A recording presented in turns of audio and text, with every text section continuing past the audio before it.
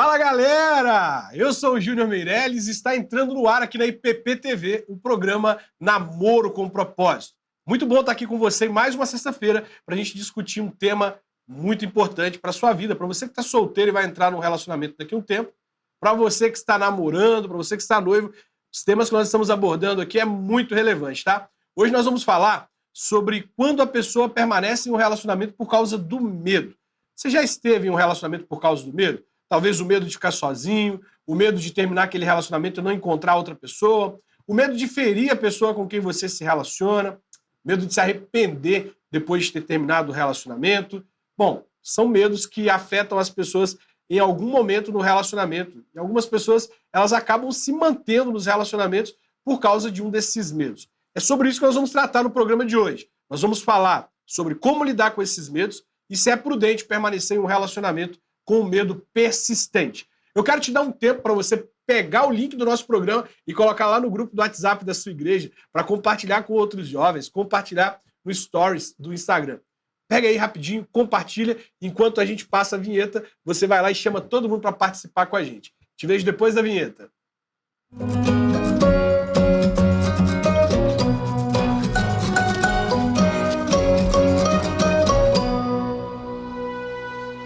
Olha, nós estamos estudando esse livro do Lu Priolo, Namoro, Identificando Sinais de Perigo. Você sabe, a gente tem abordado um pouco de cada capítulo dele, nós decidimos não ler o capítulo todo, nós apenas estamos fazendo aqui a leitura de alguns pontos importantes do livro e aplicando no nosso programa, junto com um casal de convidados. Tá? Se você quiser saber mais sobre esse livro, publicado pela editora Nutra, você tem que adquirir ele, porque vale muito a pena. Ele vai te ajudar a fazer um checklist do seu relacionamento. Então, procura aí na internet ou clica no link aí que vai estar nos comentários aqui do vídeo para você adquirir o seu livro Namoro, Identificando Sinais de Perigo, do Lu Priolo.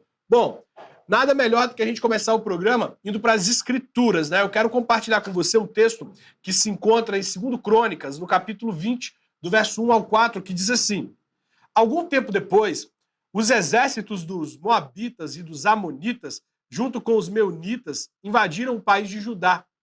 Alguns homens vieram e disseram a Josafá: um exército enorme do país de Edom veio do outro lado do Mar Morto para atacar o Senhor. Eles já conquistaram a cidade de Hazazão Tamar. Josafá ficou com medo e orou a Deus, o Senhor, pedindo socorro. Depois deu ordem para que todo o povo de Judá jejuasse. Todos se reuniram para pedir socorro ao Senhor. De todas as cidades do país, o povo veio a Jerusalém. Veja bem, a Bíblia está nos mostrando aqui no livro de 2 Crônicas, capítulo 20, que houve um momento que Josafá não ficou só com medo, ele ficou aterrorizado. O contexto aqui é que um grupo de inimigos fizeram uma aliança para atacar Josafá e invadir o seu reino. E a Bíblia ela não nos omite que Josafá teve medo. Ele ficou apavorado diante da situação. Mas é importante a gente observar que, ao invés de se esconder, ao invés de não saber o que fazer, ao invés de não agir, ou ao invés de agir, movido pelo medo, Josafá tem algumas atitudes muito interessantes.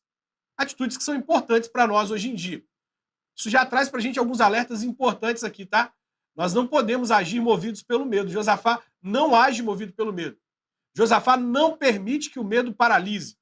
Ele não fica estagnado. Ele busca uma maneira sábia de agir. E quais são as atitudes que ele tem que servem para nós hoje, para a gente aplicar na nossa vida? A primeira coisa que Josafá faz, a Bíblia diz, é que ele orou pedindo socorro a Deus. Nós, quando enfrentamos o medo, quando passamos por alguma dificuldade, por alguma ansiedade, nós precisamos aprender a orar a Deus pedindo socorro. Nós vemos isso na Bíblia em muitos momentos. Os salmistas, eles oram pedindo socorro. Os reis, quando estão em aflições, eles oram pedindo socorro. E Josafá, apesar de ter sentido medo, ele não paralisa, ele age. E qual é a ação de Josafá? Qual que é a primeira e mais importante ação dele? Ele ora, ele fala com Deus, ele busca auxílio no Senhor Todo-Poderoso. A segunda coisa que Josafá fez foi pedir que as pessoas do reino também orassem e jejuassem. Ele decidiu não agir sozinho. O medo ele é traiçoeiro, sabe? Muitas vezes a gente está aí movido por algum sentimento negativo, por sentimentos que nos amedrontam, e isso faz com que a gente conviva com um péssimo GPS. A ansiedade, o medo, momentos de desespero, eles são péssimos GPS. Quando nós confiamos nele, nós erramos o caminho com frequência. E por isso é importante a gente entender quão importante é você ter pessoas para você recorrer. E aí Josafá reúne o reino para poder orar junto com ele, para poder jejuar em prol daquilo que estava despertando medo. Eu tenho certeza que você que está me acompanhando, tem pessoas que se importam com você, pessoas que te amam, pessoas que no momento em que você não sabe o que fazer, elas poderão orar a Deus por você, com você, jejuar para que Deus te dê uma direção, ou quem sabe, elas podem te dar um bom conselho, como vai acontecer no verso 20 desse texto que nós lemos, em que um jovem se levanta e dá um conselho ao rei, pedindo que o povo ore, jejue e se arrependa. Por isso é fundamental que você aprenda a não conviver sozinho com os seus medos, com a sua angústia, com aquilo que está abalando o seu coração. Em terceiro lugar aqui, Josafá age. Ele age. Ele não espera para ver o que vai acontecer. Ele não age movido pelo medo. Ele age, primeiro, orando. Em segundo lugar, ele vai pedir às pessoas que o ajudem. Mas ele não fica paralisado. Tem pessoas que ficam paralisadas quando estão com medo. Elas não tomam decisão nenhuma. E aí, muitas vezes, o medo é uma paralisia que vem para destruir essa pessoa, para mantê-la naquele lugar onde ela está e destruir ela. E aí ela tem a oportunidade, de repente, de terminar aquele relacionamento, encontrar alguém com quem ela vai poder construir a vida e ser muito feliz, e ela não faz porque está movida pelo medo. Esse medo vem destruindo a vida dela, acabando com as possibilidades dela ser feliz na vida sentimental. Bom, isso mostra pra gente de várias formas que quando o medo nos atinge, nós devemos buscar a Deus, nós devemos buscar conselheiros, pedir pessoas que orem e jejuem por nós e que nós não devemos ficar paralisados. Nós precisamos agir, mas agir debaixo da direção de Deus, agir debaixo da vontade de Deus. Sabe o que é mais curioso na história de Josafá? É mais curioso que esse moço, ele age em obediência à voz de Deus. Lá no versículo 20, a Bíblia diz que o exército estava vindo contra eles. E aí Deus orienta Josafá, ao invés de mandar os soldados valentes para a frente de batalha, ele colocar os levitas, cantores, para poder promover a adoração. Enquanto eles adoram, enquanto eles clamam a Deus, enquanto eles louvam o nome do Senhor, Deus provoca uma confusão tão grande no meio do exército inimigo que eles derrotam a si mesmos. Eles começam a atacar uns aos outros e eles perdem a batalha. Nós precisamos agir, mas agir como? Agir em obediência e submissão à voz de Deus. É isso sobre como lidar com medo no relacionamento que nós vamos tratar no programa de hoje. Vou deixar até um link aí na descrição para você poder ir para ele. Olha, esse livro é fantástico, ele vai fazer um checklist aí do seu relacionamento, identificando sinais de perigo no namoro. Nós vamos falar sobre o que hoje, pessoal? O medo de terminar o relacionamento. Bom, durante os nossos relacionamentos, né, a gente pode ter alguns medos, né, de terminar um relacionamento. Então, nossa, será que eu vou machucar a pessoa? Será que eu vou me machucar? Né? Então, esses medos podem impedir, né, da gente terminar um relacionamento que às vezes deveria mesmo acabar. Eu, particularmente, eu passei por isso algumas vezes na vida. Eu sempre, antes de me converter, eu era uma pessoa que me sentia muito sozinho, muito vazio. E onde que eu buscava me sentir uma pessoa mais plena? Em relacionamentos. E aí, sempre que eu percebia que o relacionamento estava ali, vai terminar, eu ficava morrendo de medo de terminar o relacionamento. Ou da pessoa terminar comigo, e às vezes eu percebia que, eu tô numa furada, tá dando tudo errado, a pessoa tá fazendo só coisa errada. Eu insistia naquele relacionamento. E o medo não era do relacionamento terminar, o medo era de eu ficar sozinho na situação, né? E aí eu pergunto para vocês, é possível, já de cara, pergunta mais fácil do programa, é possível alguém estar em um relacionamento ruim, péssimo, desagradável, que é uma furada por medo de terminar o relacionamento? Sim. E, infelizmente, eu tenho algumas coisas para dizer sobre isso. Se você tem medo de terminar o seu relacionamento, é porque possivelmente ele nem deveria ter começado. Porque o namoro, ele não tem um fim em si próprio. Estamos namorando, vamos passar namorando o resto da vida. O namoro com propósito é justamente ele virar um casamento. ou, se não, ele chegar ao término, porque a gente entende que já não é mais bíblico. E, infelizmente, as pessoas continuam justamente por medo, e medo, e medo, e medo, e medo. Então, tipo assim, igual eu citei meu caso, a gente ainda encontra hoje em dia, às vezes até mesmo dentro da igreja, pessoas que estão em relacionamentos desagradáveis, estão sofrendo, às vezes, abuso psicológico, quem sabe até uma agressão, e a pessoa está naquele relacionamento por algum medo. Às vezes não é nem medo do relacionamento terminar, porque a pessoa sabe assim, a melhor coisa que pode acontecer é esse relacionamento terminar. Mas tem um medo por trás dela, dizendo para ela assim, não termina, isso está fazendo mal para ela, né? É justamente isso.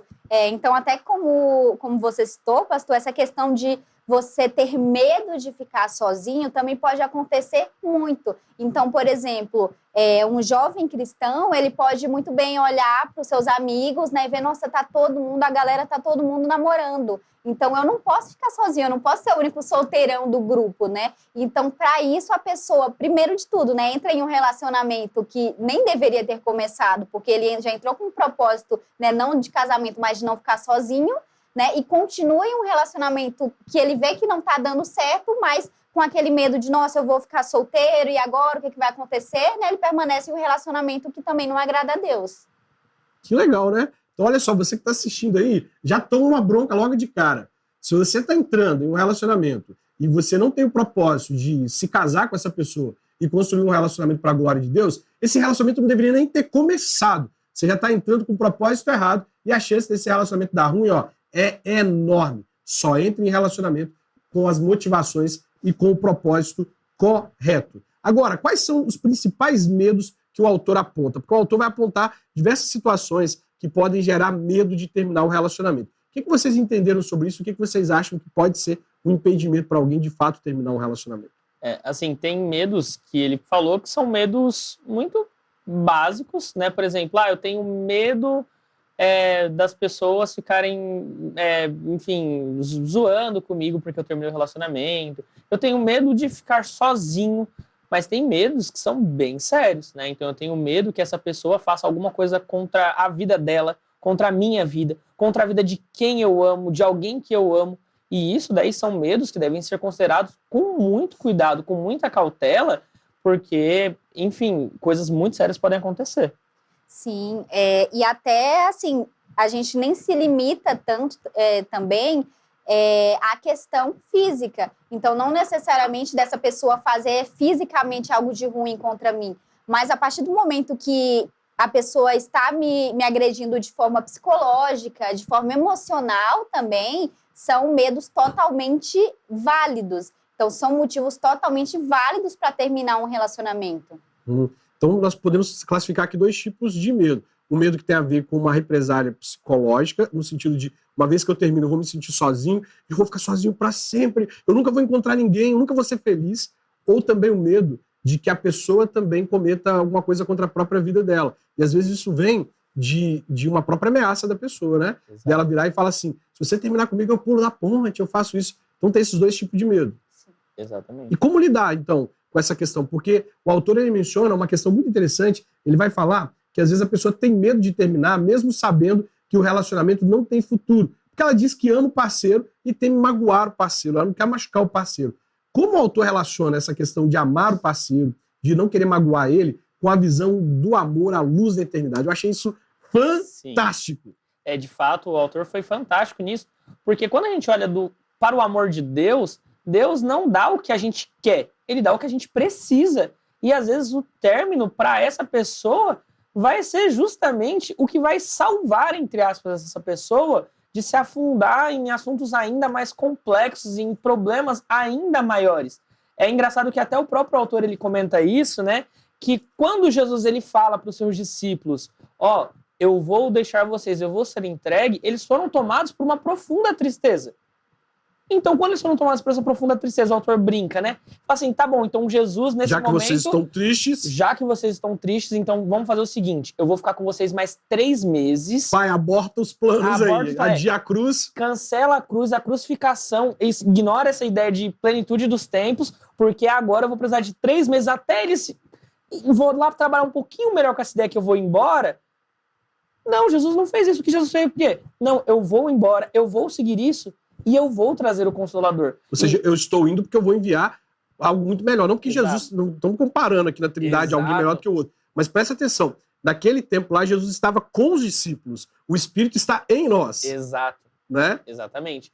Então, é esse o ponto. No relacionamento, a gente também tem que entender isso, que Jesus, ele é quem vai dar à pessoa a capacidade dela lidar bem com as frustrações, e não eu, e não outra pessoa. Então, fazendo isso com responsabilidade, principalmente, né? Nossa, se eu terminar com ele, eu não sei o que ele pode fazer com a vida, né? A pessoa pode fazer com a vida dela. A gente tem que fazer isso com responsabilidade, cuidado, claro, mas também sempre lembrando que é o Senhor que vai dar as respostas, e não a gente. Você acha que cabe nesse caso, uma vez que tem uma ameaça, e que você considera que a pessoa pode levar à frente essa ameaça, antes de terminar esse relacionamento, ter uma conversa com a família, orientar a família para poder pedir ajuda psicológica? O que vocês acham disso? Sim, eu acredito que isso seja fundamental, porque a partir do momento que vai para um ponto mais sério desses, então outras pessoas que também estão envolvidas na vida dessa pessoa precisam ser envolvidas, né? Então a família, ali o pastor dessa pessoa, né? A comunidade de fé dessa pessoa, porque ela precisa estar amparada ali também psicologicamente, mas sem te deixar preso nessa codependência. Porque às vezes a família pode pressionar, não faz isso. Sim, porque você é tão legal, eu amo Exato. tanto você, né? Porque a pessoa pode ficar triste, ele vai, sabe, tipo, fazer algo contra ele mesmo. Mas isso também causa uma codependência em quem tá nessa situação. Porque você vai ficar nesse relacionamento só por conta de, nossa, não posso ferir o sentimento dessa pessoa. Mas você está ferindo muito mais os sentimentos dessa pessoa, tornando ela dependente sua, né, para estar bem emocionalmente, para estar bem fisicamente, para estar bem espiritualmente. E a gente sabe que não é isso que Deus quer, né, para os nossos relacionamentos. Estou ferindo a pessoa, estou me ferindo, e se eu me caso e tenho filhos, eu estou incluindo os filhos nessa dinâmica de sofrimento. Agora, sabe o que eu acho muito interessante? Quando eu olho para João, capítulo 11, eu leio a história de Lázaro. E aqui tem uma família que tentou, como é que eu quero usar uma palavra, que tentou lembrar Jesus de quanto eles já fizeram bem por Jesus, de quanto eles amavam Jesus, barganhar com Jesus numa situação, e Jesus dá uma resposta totalmente diferente do que a gente espera. Por quê? Aqui em João 11, Lázaro fica doente. E aí, a irmã de Lázaro, essa Maria, cujo irmão era Lázaro, estava enfermo, era a mesma que ungiu com bálsamo o Senhor e lhe enxugou os pés com os seus cabelos. Ou seja, tipo assim, eu amo tanto que eu ungi os pés dele, eu lavei os pés dele, eu coloquei bálsamo nos pés dele. E essa mulher manda avisar Jesus que o amigo estava doente, estava enfermo. Vai lá e avisa que eu, a mulher, que lavei os pés deles, que ungi os pés dele, que o amo, e o amigo que ele diz que ama também está enfermo. E aí vai uma pessoa dizer para Jesus que Lázaro estava enfermo à beira da morte. E aí Jesus diz para ele assim, essa doença não é para a morte, mas para a glória de Deus. Mas o que acontece? Jesus sabe, olha como que o autor vai fazer uma questão interessante. No versículo... Quer ver? Ora, versículo 5. Ora, amava Jesus a Marta e a sua irmã e a Lázaro. Quando, pois, soube que Lázaro estava doente, ainda se demorou 2 dias no lugar onde estava. Peraí, a mulher que lavou os pés dele mandou avisar que o irmão estava doente. E ela mandou avisar que era Lázaro a quem ele amava. Então, o que ela queria? Que ele fosse rápido para poder atendê-la. Mas o que Jesus faz? Mesmo ele sabendo, ele demora mais 2 dias onde estava. E o que a gente aprende com isso aqui? Que Jesus, ele nos ama, mas ele não está disposto a nos poupar de alguns sofrimentos.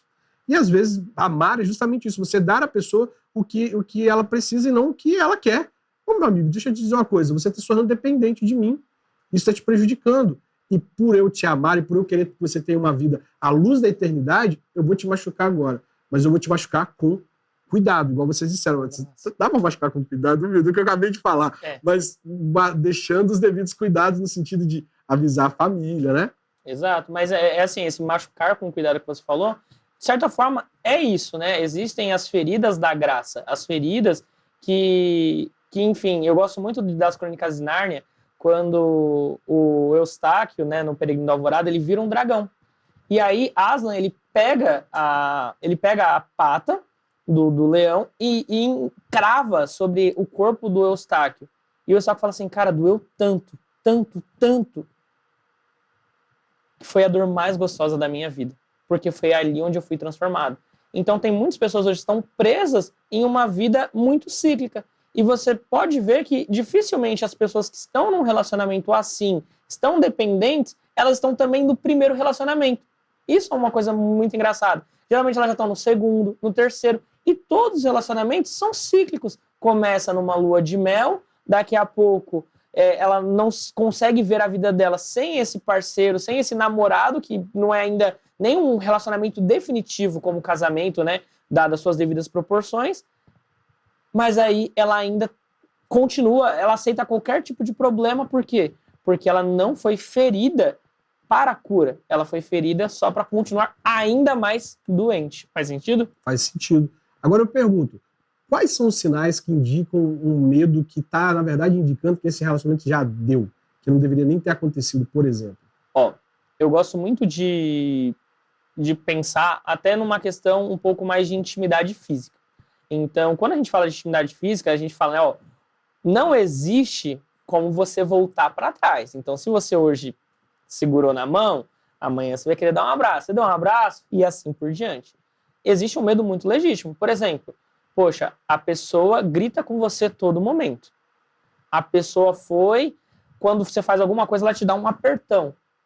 Isso daí é um medo muito legítimo de que algo muito sério pode acontecer no futuro. A pessoa tem todas as condições de falar assim, cara, não tem como continuar. Não tem como dar brecha nisso. Poxa, a pessoa, ela maltrata os pais. A pessoa, ela maltrata todo mundo que está ao redor dela. Por que ela faria diferente comigo? E isso é um medo totalmente legítimo.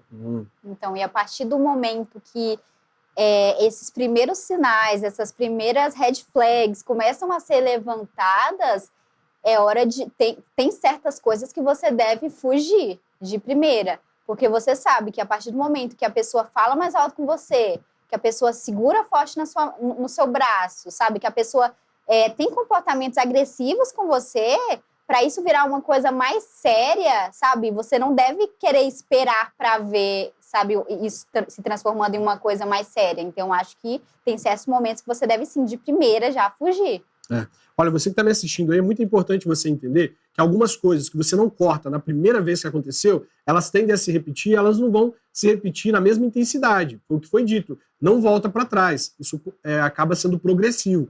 Então, se a pessoa falou alto com você na primeira vez, não guarda para você não fica ali tentando pensar que não foi só um momento. Vira para a pessoa e diga para ela, foi a primeira e a última vez. Eu não aceito isso mais. Porque uma pessoa grita com você agora, amanhã ela pega na sua mão aqui e te aperta, depois ela te empurra. E se você deixar isso continuar acontecendo, ela vai acabar agredindo você mais, porque tudo isso já é uma forma de agressão, né? Uma agressão física, uma agressão psicológica, mas talvez ela parta para questões ainda mais intensas. Então aprenda a cortar o mal pela raiz. Tem coisas na nossa vida que é melhor você cortar lá no início do que deixar acontecendo, tomando proporções que você não vai saber mais lidar com ela. Então foi muito bom vocês terem falado isso, porque, inclusive, dentro da igreja, existem pessoas que estão lidando com isso, porque às vezes a gente olha para a igreja e a gente fala assim, é um monte de santinhos, é um monte de gente que está numa vida muito legal, que está tudo certo. Mas é a realidade da igreja?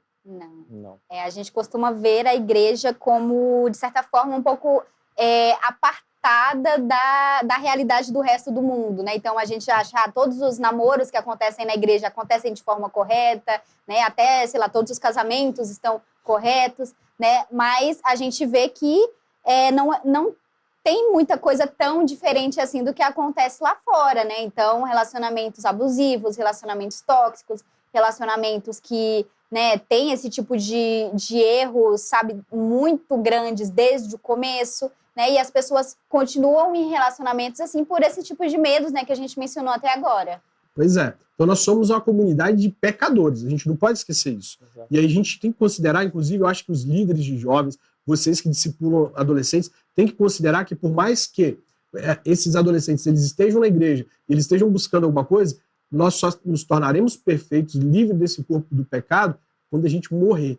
Enquanto a gente estiver vivo, a gente tende a pecar. E é por isso que pode acontecer dessas pessoas estarem em relacionamentos aprisionadas por causa do medo, e às vezes olhando para assim, eu não posso terminar porque eu vou machucar ele é crente, e talvez ele saia da igreja. Também pode acontecer isso, ficar com medo de terminar para a pessoa sair da igreja?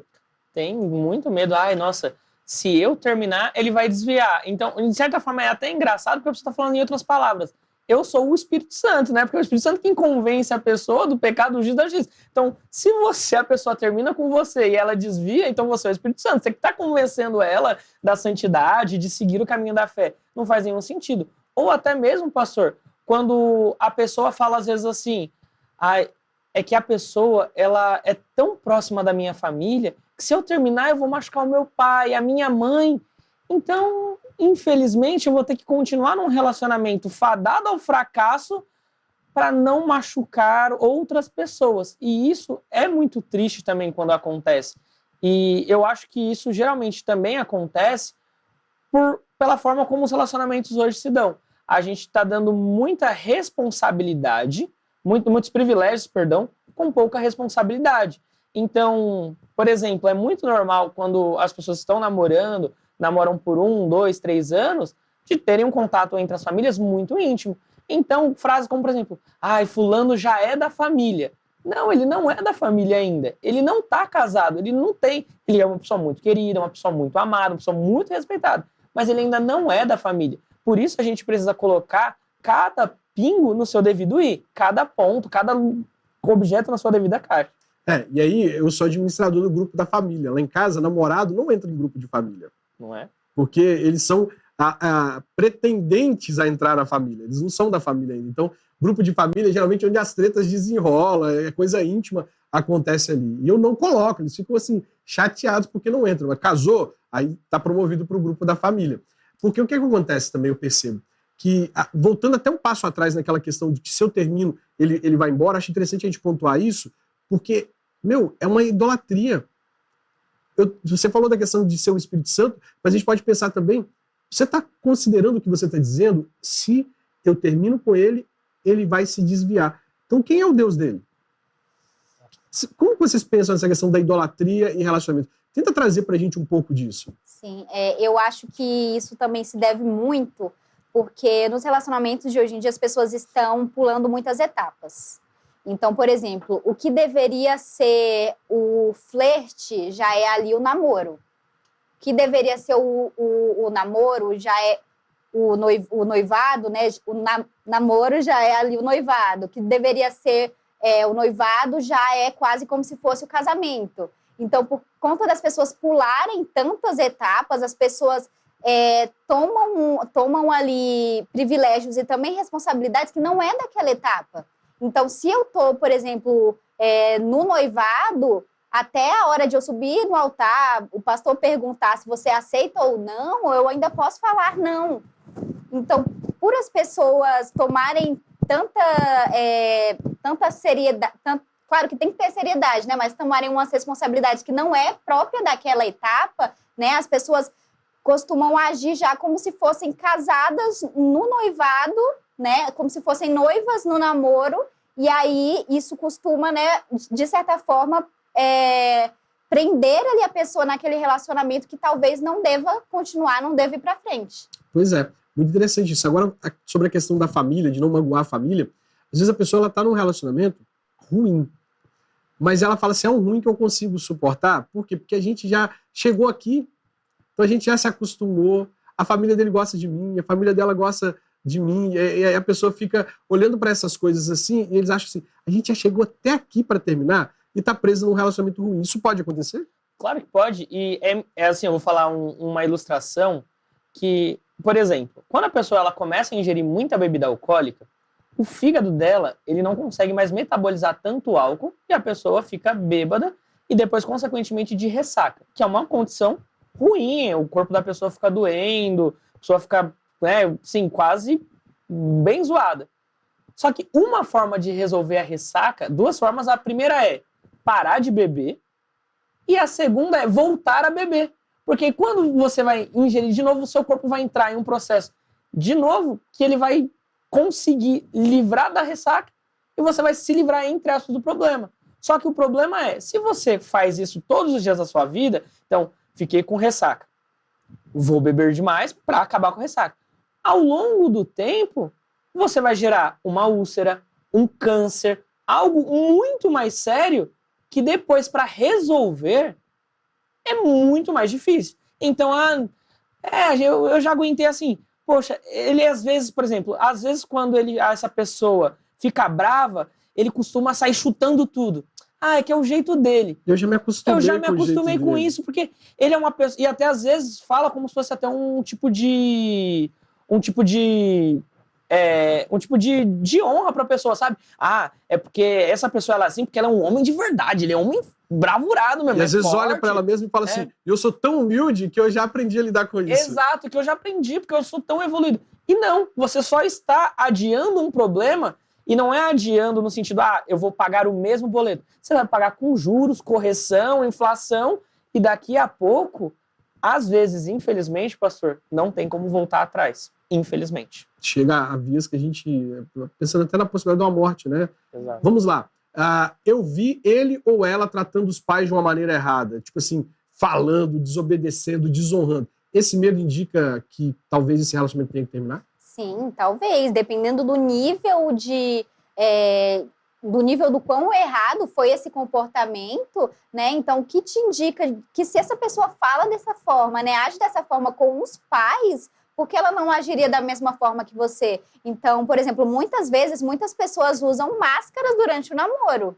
E essas mesmas máscaras podem cair no casamento e provavelmente vão, porque o casamento é um lugar onde a gente está mais, né, tá mais despido de todas as nossas máscaras, né, com a convivência do dia a dia, você mostra que você realmente é. Então, se você vê, não, mas ele me trata bem, só que ele grita com a mãe, só que ele é agressivo com a mãe, com o pai, sabe? Então, será que ele não está te tratando bem só porque você não convive com ele diariamente, né? Então, essa pode ser uma pergunta muito boa para ser feita. Então, por exemplo, eu não convivo diariamente com essa pessoa, mas ela me trata bem. Então, será que lá na frente, no casamento, quando vierem as dificuldades, quando você estiver ali no dia a dia, no arroz com feijão com essa pessoa, será realmente que ele tendo esse comportamento com a família, que convive com ele hoje, ele não teria o mesmo comportamento com você também? Boa, Gi, porque o que acontece? No início do relacionamento, eu falo da síndrome do Frejá, né? E eu vou tratá-la bem para que ela não tenha medo quando começar a conhecer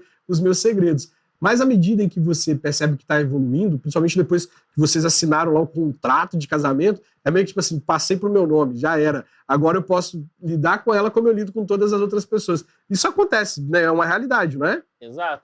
Por isso que dificilmente, pastor, a gente vai ver em letras garrafais, assim, alerta vermelho. Tome cuidado. Essa pessoa vai fazer X, Y, Z coisa com você. Dificilmente a gente vai ver isso. Então, você possivelmente vai ver o que a Giovana falou. Red flags. Então, por exemplo... Faz uma tecla SAP aí. O que é isso? Red flags. São alertas vermelhos, sinais vermelhos, né? Então, vou dar um exemplo para vocês. Eu fui e gritei com minha mãe. Por que eu gritei com minha mãe? Poxa, porque minha mãe foi e fechou o meu computador enquanto eu estava trabalhando. E aí eu fiquei muito bravo com ela, perdi um trabalho de semanas naquilo. Poxa, não foi certo a minha atitude, mas ainda assim, você consegue...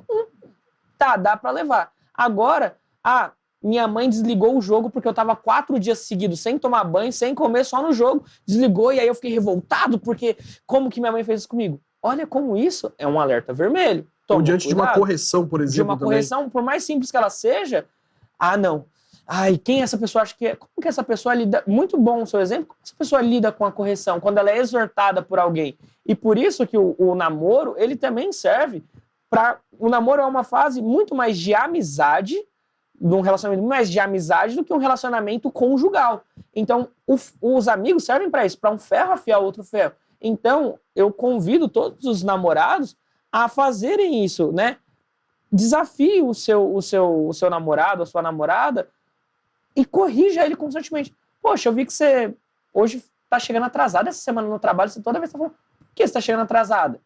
Como que ele vai lidar com essa correção? Às vezes ele vai ter uma boa justificativa, às vezes ele vai, não, é porque você não sabe, você está querendo se meter na minha vida, e aí você vai ter as red flags. E aí volta num assunto que é justamente qual? Saber fazer as perguntas certas quando você está relacionando. Não fazer perguntas, por exemplo, você gosta de preto ou de branco? Isso são perguntas que pouco importam. Porque no dia a dia, o que vai pegar mesmo são esses pontos, são cruciais. Cara, como é o seu caráter? E caráter, pastor, desculpa, nós não conseguimos mudar das pessoas. Isso é uma obra de Deus. E a gente tem que confiar nele. Que importante você ter tocado nesse assunto, porque às vezes é uma questão de caráter mesmo, e a pessoa tá achando que depois de casado vai melhorar. E aí, melhora? Então, eu acho que assim, só se for uma obra de Deus mesmo, porque por nós a gente não consegue mudar o caráter das pessoas, né? É algo que já está inerente ali àquela pessoa. Então, assim, é bom que você não pague para ver. Ah, isso eu ia perguntar, vale a pena pagar para ver? É bom que você não pague para ver, porque as consequências podem ser muito maiores no casamento do que no namoro. Pois é, porque às vezes tá dando todas as evidências de que o caráter da pessoa é terrível, e eu falo assim, não, eu confio que Deus fará um milagre na vida dele. E aí eu me caso pagando para ver. E aí é uma coisa que já acontecia aqui atrás, ela intensifica lá na frente. Outra pergunta, ele grita comigo, xinga e me empurra. É um medo legítimo de seguir em frente nesse relacionamento? Totalmente, é um medo legítimo que você tem. E assim, se chegou em minimamente esses pontos, são pontos de término assim, no mesmo momento. Procurar ajuda de amigos, familiares, polícia, se for o caso, porque as pessoas devem ser responsabilizadas pelos seus atos. A gente, pastor, está vivendo muito numa época da nota pública, da nota de repúdio. Então, assim, lamentamos pelo ocorrido e tapinha nas costas e abraço. E a responsabilidade fica ao léu. E a gente precisa responsabilizar as pessoas pelos seus atos, pelas suas ações. Toda ação gera uma reação. E as pessoas que cometem atitudes como esse ponto precisam ser responsabilizadas dentro da igreja e dependendo também até nas esferas da sociedade. Ele me traiu ou ela me traiu. E aí? É uma evidência de que esse relacionamento tem que terminar? Eu tô com medo de terminar esse relacionamento. Será que eu tenho que ter esse medo mesmo? Bom, eu acredito que você não deve ter esse medo, né? Porque eu acho que esse tipo de comportamento no namoro também é uma bandeira vermelha para você, nossa, se isso... Como é que é o negócio? É red flag. É uma red flag. O pessoal da tecnologia é tudo assim. Porque, olha, se isso está acontecendo agora no namoro e no casamento, né? Como que vai ser? Além do mais, a Bíblia autoriza o divórcio no caso do adultério, quanto mais o namoro. Quanto mais o namoro. Entra no que vocês falaram. Porque às vezes eu estou me comprometendo com essa pessoa como se eu tivesse casado. Porque quando eu digo que a Bíblia autoriza, a Bíblia diz assim, por causa da dureza do coração. Melhor que vocês perdoem, que vocês andem uma segunda milha. E aí eu fico perdoando e andando uma segunda milha com alguém que eu ainda não me comprometi por meio do casamento. Exato. Né? Entra nesse ponto que vocês falaram, né? Pastor, isso é um ponto muito sério. Porque, por exemplo, o namoro, ele tem que ser um projeto igual o suco em pó. Faça diluição, entendeu? Qualquer coisa que deu errado, pessoal, cada um vai para suas casas, obrigado, foi muito bom conhecer você, acordo fechado, acabou. Ele não é um contrato assinado que nem o casamento. Eu até brinco, né, com a Giovana, às vezes, quando a gente tá brincando assim, eu falo, nossa, cara, eu nunca divorciaria de você, não é nem porque eu te amo, é porque dá um trabalho só para trocar todos os documentos que, meu Deus, eu só... Não, é melhor continuar. A gente brinca, obviamente, com isso. Mas agora corrige e fala outra coisa aí, porque o pessoal tá assistindo. Pelo amor de Deus. Não, fale com ela por que você não se divorcia. Câmera close, aqui, ó, câmera nos dois. Por que você nunca se divorciaria dela? Eu não divorciaria de você, meu amor, porque você é o amor da minha vida, a razão da minha existência, a luz dentro do meu sol. Você é a rosa mais linda do meu jardim. Gostaram? Aí sim.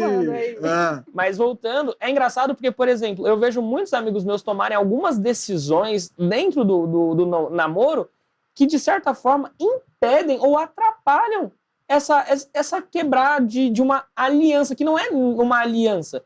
É sei lá, não sei como posso dizer. É uma pré-aliança. Pré-aliança, é isso, muito bom.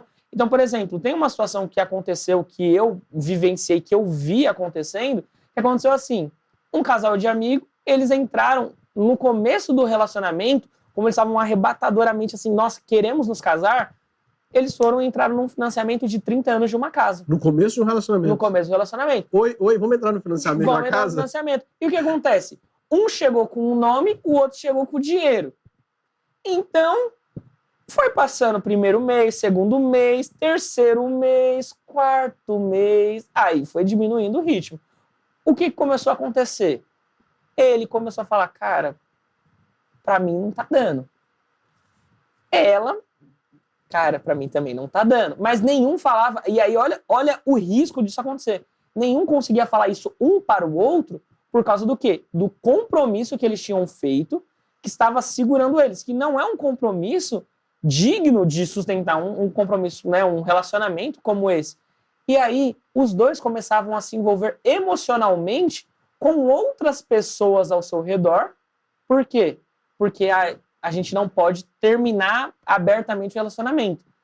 Então, a gente tem que dar algum jeito de ser feliz.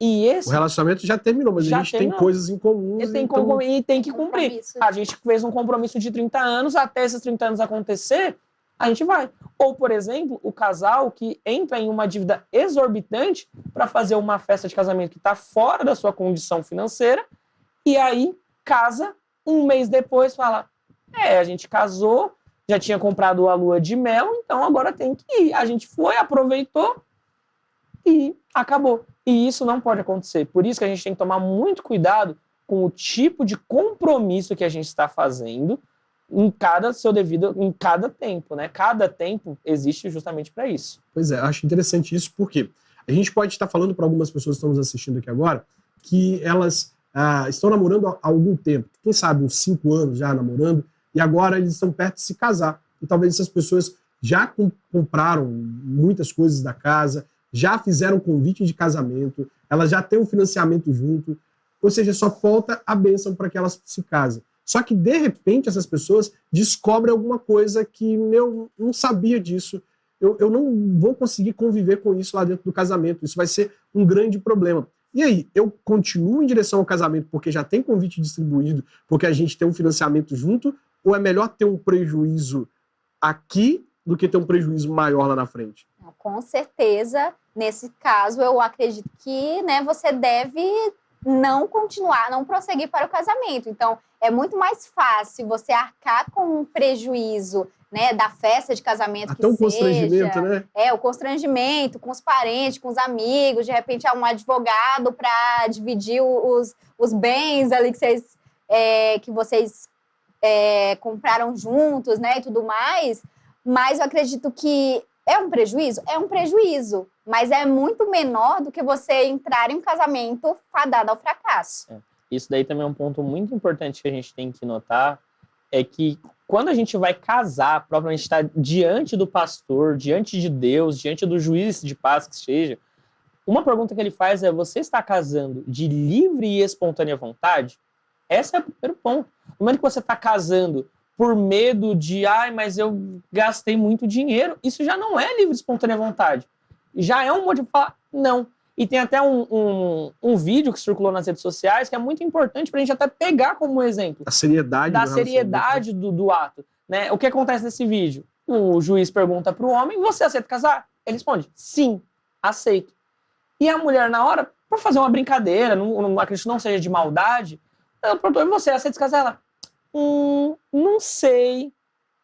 Aí todo mundo, Aí ela: não, sim, eu aceito. O juiz: tudo bem, seu casamento foi anulado, você pode remarcar para uma outra data. Porque naquele momento, até o momento do sim, quando os dois falam sim, ali está selado o casamento. Antes disso, ainda dá tempo de você terminar o seu namoro. Vai ter um constrangimento? Claro que tem, nós sabemos disso. Mas é melhor ter agora a dor do que deixar lá para frente e lá na frente você ter um problema ainda maior.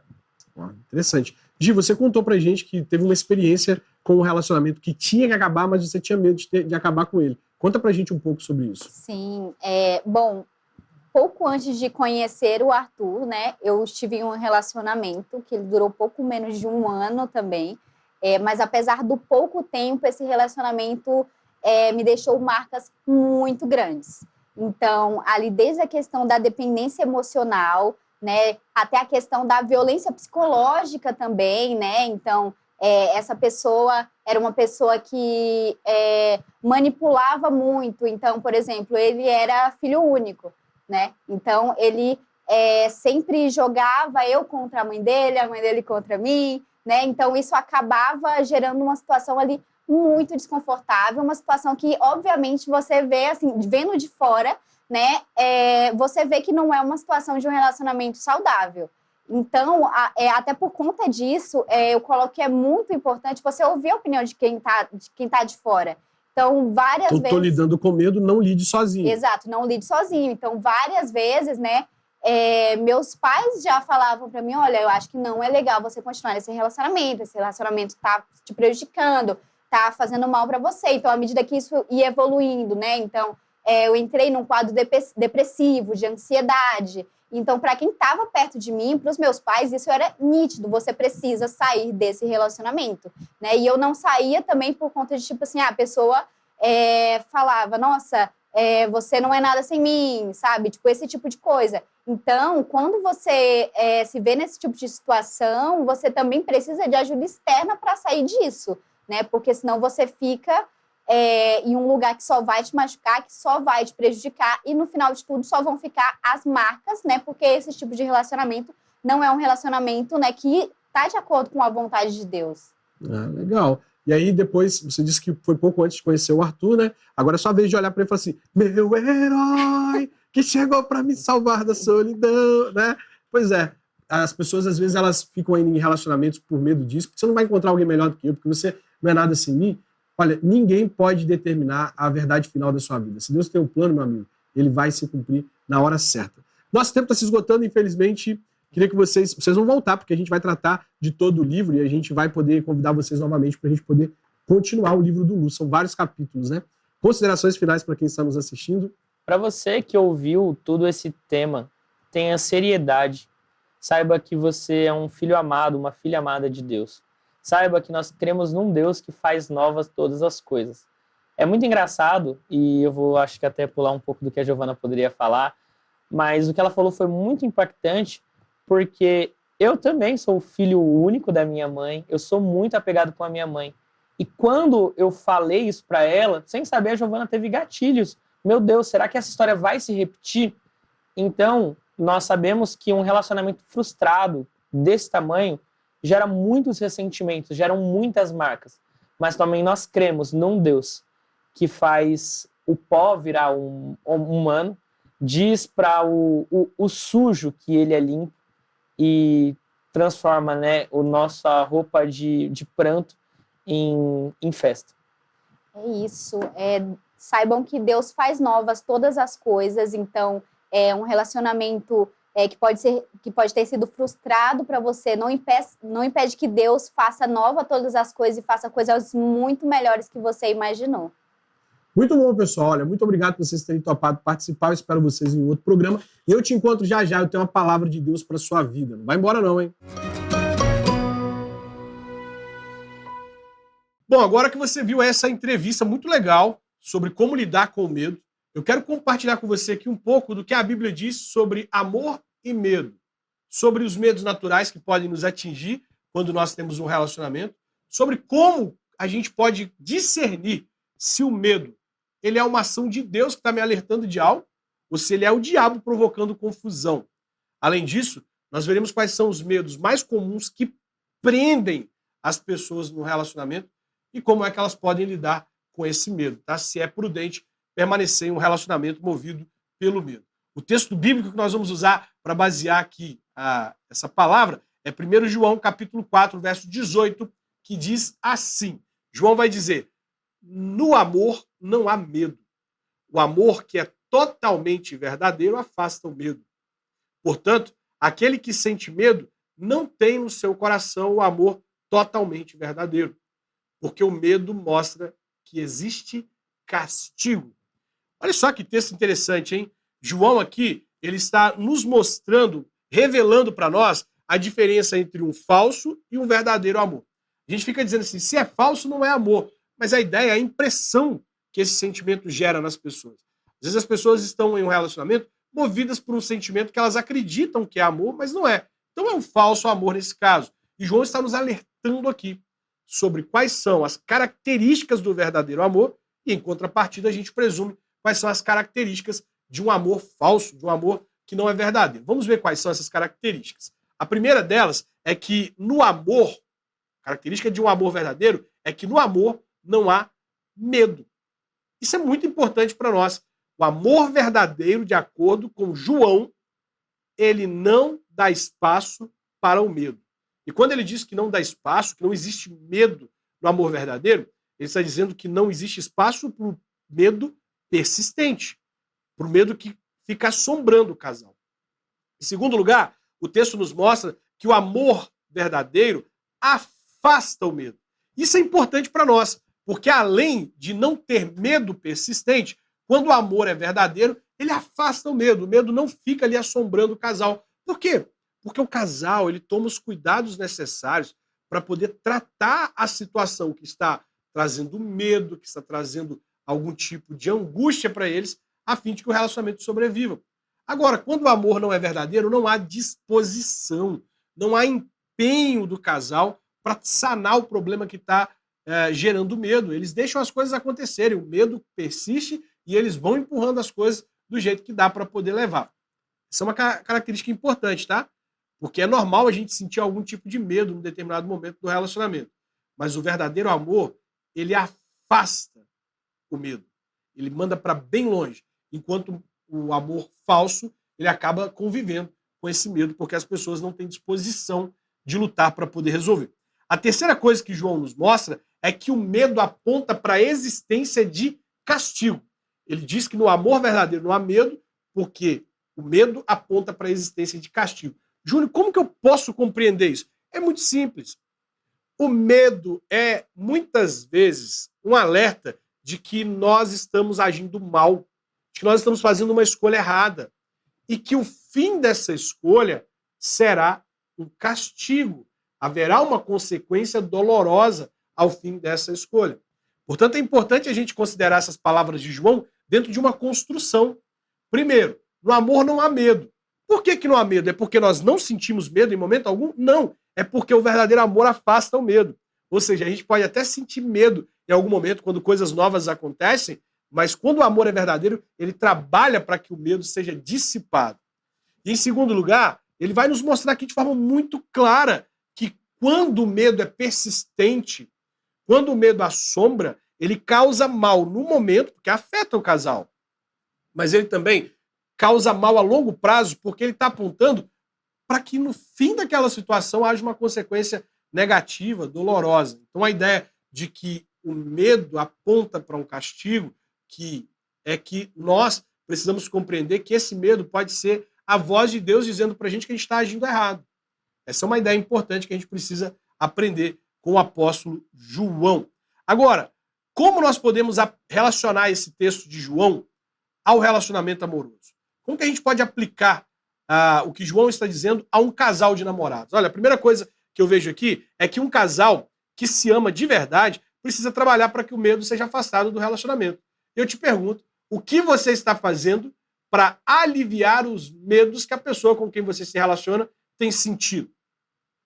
Às vezes a pessoa está com medo por causa de um comportamento seu. Você está trabalhando para que esse comportamento desapareça ou você não está nem aí para a pessoa com quem você se relaciona?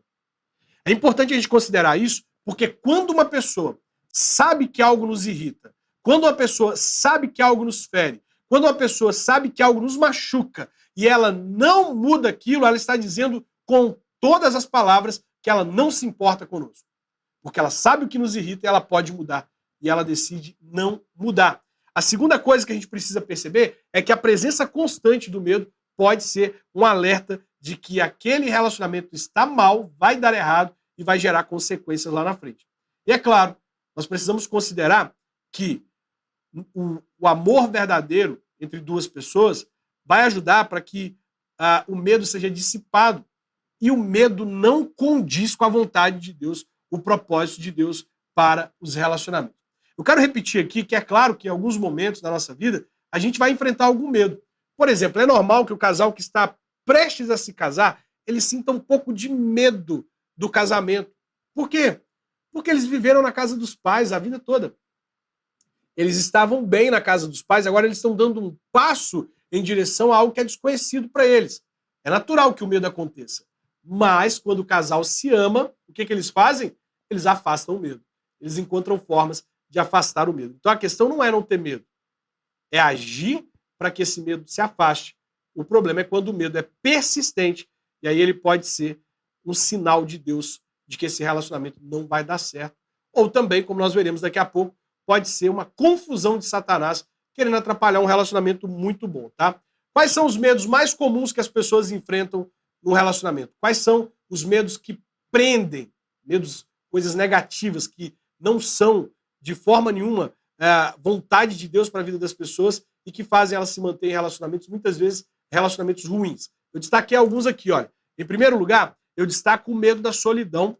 Tem pessoas que se mantêm em relacionamentos que ela tem medo de ficar sozinha.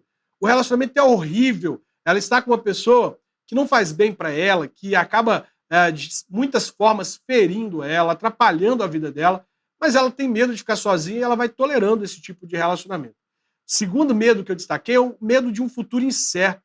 Quando a pessoa teme o futuro, quando ela está ao lado de alguém que cuida dela, que provê aquilo que ela precisa para as suas necessidades, às vezes ela permanece em um relacionamento porque esse relacionamento, apesar de gerar medo, ele promove de alguma forma a segurança dela. E ela fica com medo de perder a estabilidade da vida terminando aquele relacionamento.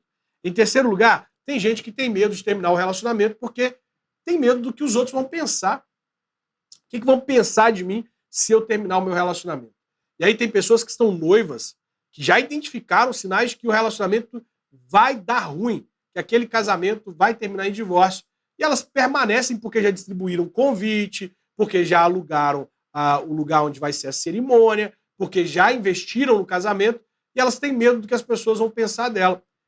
É melhor você terminar um noivado, ainda que as coisas estejam todas organizadas, do que pagar o preço de permanecer em um relacionamento e se casar trazendo um problema sobre a sua vida. E o pior, de repente você tem filhos e você envolve os filhos nesse casamento que já estava dando todos os sinais de que não ia dar certo lá e você permaneceu nele por medo que as pessoas fossem pensar. Não vale a pena, hein?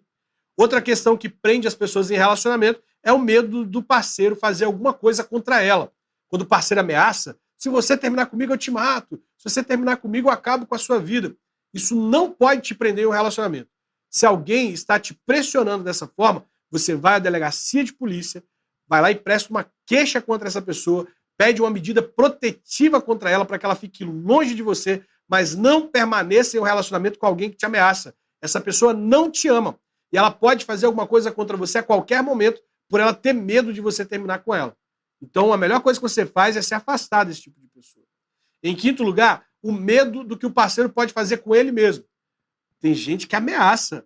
Quando ele sente que o relacionamento está para acabar, ele fala assim, se você terminar comigo, a minha vida não tem mais sentido, eu me jogo da ponte, eu faço isso e aquilo. E aí a pessoa fica com medo de machucar o parceiro e permanece no relacionamento com ela. Esses medos não podem nos impedir de terminar um relacionamento. Nesse caso aqui, você pode procurar os pais desse parceiro, procurar ajuda psicológica para ele e sair desse relacionamento guardando os cuidados para que essa pessoa não se fira. Mas você não deve assumir a responsabilidade por aquilo que ela vai fazer. Lá em Romanos 14:12 diz que cada um prestará conta de si mesmo a Deus. Então você não é responsável pelas decisões do seu parceiro. Agora preste atenção, o medo ele pode ser um alerta de Deus ou ele pode ser Satanás colocando confusão. Quando o medo é um alerta de Deus e quando ele é Satanás provocando confusão? Olha só, ele pode ser um alerta de Deus quando ele gera sabedoria. Ele gerou um medo para que eu pudesse olhar para esse medo e corrigir a rota para eu agir certo. Ah, ele é um medo de Deus. Ele gera sabedoria. O medo que vem de Satanás, ele sufoca, paralisa, impede a pessoa de prosseguir. O medo, ele pode ser uma ação de Deus quando a pessoa que está lidando com esse medo, ela tem paz para tomar as decisões mais difíceis. Sabe, quando você tem que tomar uma decisão difícil e vem o medo, mas Deus te dá paz para tomar essa decisão, isso vem de Deus. Agora, quando é Satanás, gera confusão. Então, Satanás está querendo que você termine um relacionamento e coloca um medo no seu coração e esse medo gera confusão. Outra coisa é que quando o medo vem de Deus, ele vem para poder te mostrar alguma coisa na sua vida que precisa ser corrigido, tratado, para que aquele relacionamento dê certo, para que aquele relacionamento frutifique. Ou pode ser Deus dizendo para você assim, preste atenção, permanecer nesse relacionamento vai destruir a sua vida.